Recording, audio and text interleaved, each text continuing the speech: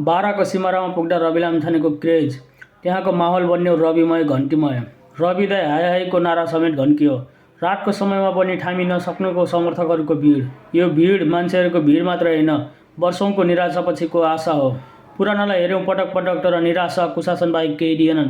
त्यही भएर पनि यो पटक सबै जनताहरूले देश विकासको लागि, देशमा परिवर्तनको लागि आफ्नो मत परिवर्तन गर्न चाहन्छन्। यसो हेर्दा त्यो भिड घन्टीमा भोट दिन र फागुन 21 गते घन्टी बजाउन एकदमै आँटो देखिन्छ। ल यो पटक देश विकासको लागि, देशमा आमूल परिवर्तनको लागि सबैजनाले घन्टीमा भोट गरौँ, देश अवश्य बन्नेछ।